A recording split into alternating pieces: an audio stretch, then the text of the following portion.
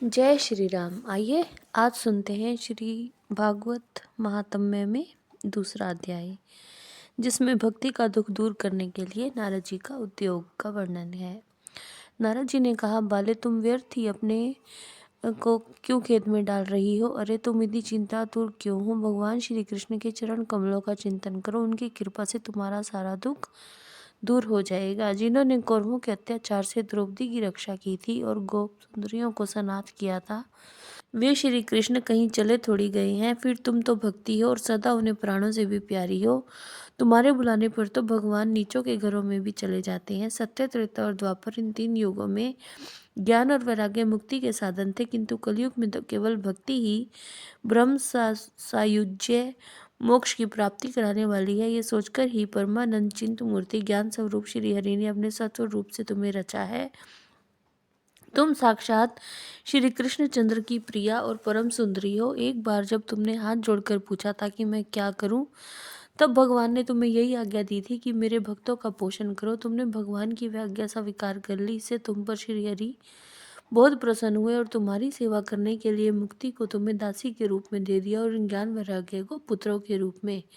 तुम अपने साक्षात स्वरूप से बैकुंठ धाम में ही भक्तों का पोषण करती हो। भूलोक में तो तुमने उनकी पुष्टि के लिए केवल छाया रूप धारण कर रखा है। जब तुम मुक्ति, ज्ञान और वैराग्य को साथ लिए पृथ्वी तल पर आई, तो सत्य युग से द्वापर पर्यंत बड़े आनंद से रही। कलयुग में तुम्हारी दासी मुक्ति पाखंड रोग से पीड़ित होकर क्षीण होने लगी थी, इसलिए वह तो तुरंत ही तुम्हारी आज्ञा से बैकुंठ लोक को चली गई। इस लोक में भी तुम्हारे स्मरण मात्र से ही वह आती है और फिर चली जाती है, किंतु इन ज्ञान वैराग्य को तुमने पुत्र मानकर अपने पास ही रख छोड़ा है। फिर भी कलयुग में इनकी उपेक्षा होने के कारण तुम्हारे ये पुत्र उत्साहहीन और वृद्ध हो गए हैं। फिर भी तुम चिंता ना करो, मैं इनके नवजीवन का उपाय सोचता हूँ। सुमुखी, कल के समान कोई भी युग नहीं है। इस युग में मैं तुम्हें घर घर में प्रत्येक पुरुष के हृदय में स्थापित कर दूंगा। देखो, अन्य सब धर्मों को दबाकर और भक्ति विषयक महोत्सवों को आगे रखकर यदि मैंने लोक में तुम्हारा प्रचार ना किया तो मैं श्री हरि का दास नहीं।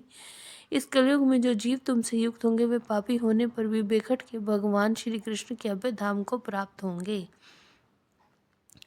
जिनके हृदय में निरंतर प्रेम रूपिणी भक्ति निवास करती है, वे शुद्धांत करण पुरुष स्वप्न में भी यमराज को नहीं देखते। जिनके हृदय में भक्ति महारानी का निवास है, उन्हें प्रेत, पिशाच, राक्षस या दैत्य आदि स्पर्श करने में भी समर्थ नहीं हो सकते।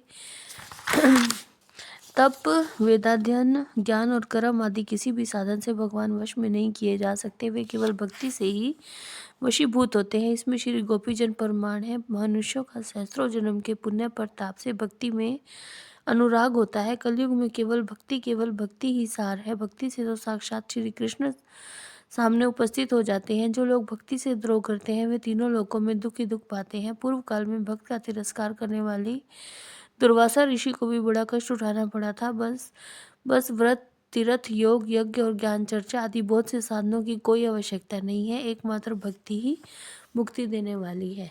जय श्री राम।